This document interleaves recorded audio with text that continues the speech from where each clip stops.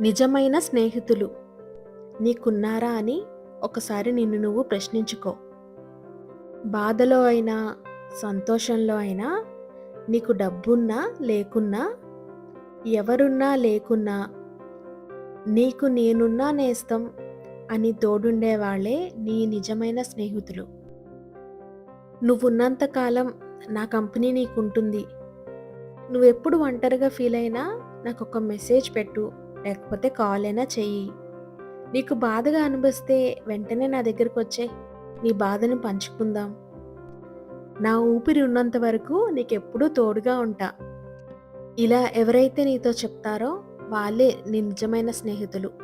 మాటల్లోనే కాదండి, చేతల్లో కూడా చేసి చూపిస్తారు. అసలు స్నేహం అనేది ఒక అద్దం లాంటిది తెలుసా? అద్దం నిన్నే కోరుకుంటుంది. ముక్కలైనా కూడా ప్రతి ముక్కలోని నిన్నే కోరుకుంటుంది. అది స్నేహం అంటే.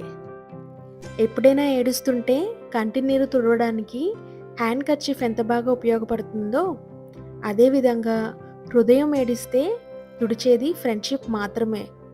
నిజమైన స్నేహితుడు నీ కష్టాల్లోనే పాలు పంచుకుంటాడు.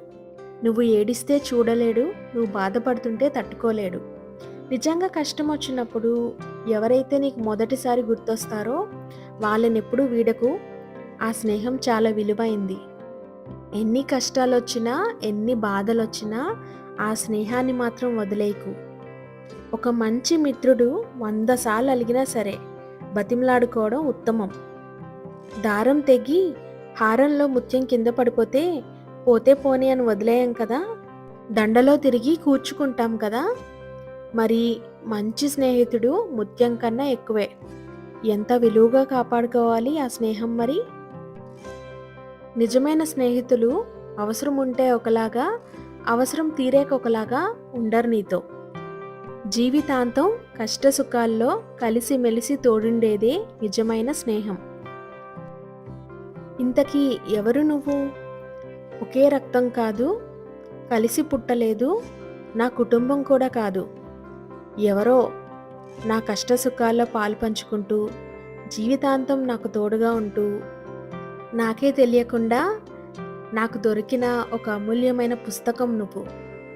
నీ పరిచయాన్ని నేనెప్పుడూ మర్చిపోలేను. అమ్మా నాన్నలాగే నా కోసం నువ్వు చాలా ఆలోచిస్తావు. నాకన్నా ఎక్కువగా నా మీద నీకే ప్రేమ. అలాంటి నిన్ను ఎప్పటికీ వదలను. నీకు కష్టం వచ్చినా ఎప్పటికీ నీతో తోడుగా ఉంటాను. ఇట్లు నీ స్నేహితుడు.